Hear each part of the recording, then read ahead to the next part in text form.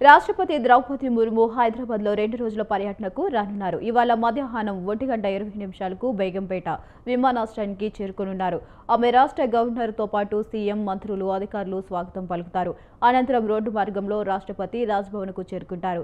సాయంత్రం 4 గంటలకు బొల్లారంలోని రాష్ట్రపతి నిలయంలో నిర్వహించే భారతీయ కళా మహోత్సవ 2025ను ఆమె ప్రారంభిస్తారు. తిరిగి రేపు ఉదయం 9:15 బేగంపేట విమానాశ్రయం నుంచి ఏపీలోని పుట్టపర్తికి బయలుదేరి వెళ్తారు.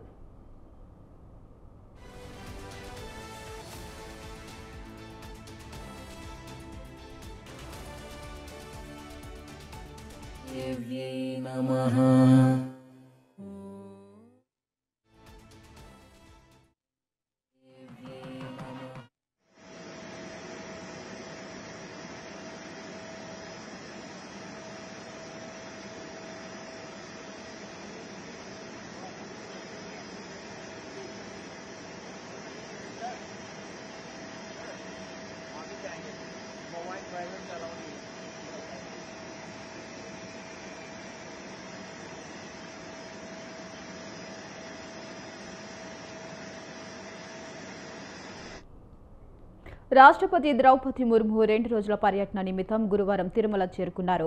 తిరునాచునూరు వెళ్లి పద్మావతి అమ్మవారిని దర్శించుకున్నారు. ఇవాళ తిరుమల శ్రీవారిని రాష్ట్రపతి దర్శించుకున్నారు.